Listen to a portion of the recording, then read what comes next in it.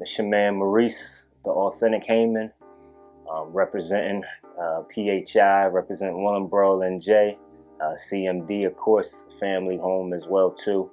Authentic Minds is the name of the organization, the business, the ministry, the nonprofit, and just the movement in general. Authentic Minds is basically a committee, a group, an organization, ministry that comes together to be able to make an impact within the community. It's really a collective group of different professionals, different believers, different artists, people that come together just to be able to make a difference whenever there's a particular social issue or a particular need, just filling that void. It started off, I want to say maybe, 2010 maybe initially was the official launch, I think, of Authentic Minds. I lived in North, I had moved to North, around Thompson behind, shout out to everybody that's from Girard College area, near Girard Courts, everybody know that area North. And just lived inside a neighborhood where I was watching high school was getting closed. There was a lot of politics during that year, so that's when they really started closing schools like crazy. You watch the budget cut slash, and they really picked a particular line if you really paid attention to the map, and definitely that line definitely went throughout this neighborhood, and just watching the houses be boarded up. There was literally and growing up in Jersey, we seen boarded buildings and boarded houses, but there was literally blocks inside that neighborhood where there was like one house on that entire block. I'm talking both sides of row houses. Imagine driving down the street in broad daylight, and every house on both sides is all boarded buildings. There's one person that live on the block, and then you go to the next block, it's the same thing. You spin the other block, it's the same thing. Like living inside a neighborhood that looks like in Iraq, or modern day Syria or something in America, really opened up my eyes. Being from the hood, my family's from Camden, whole life, in and out of Philly, so we from the poorest city inside the country. But once you get out of that environment and go to other environments and realize it's a lot of the same poverty, it just really made me say, you know what? At that point in time in my life, I was a little older, I had already graduated, and I just saw there was nothing going on in the community.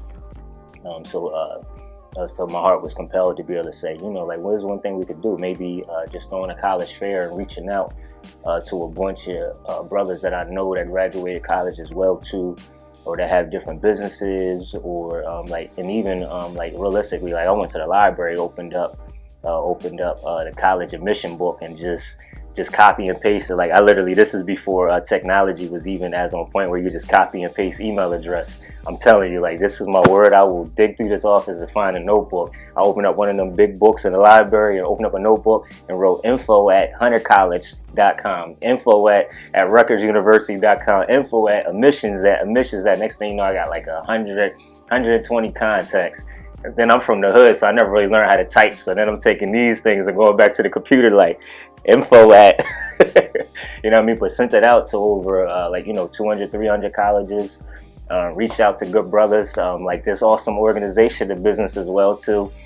Brothers like this came out, so salute to y'all, because it's a blessing to be doing this interview.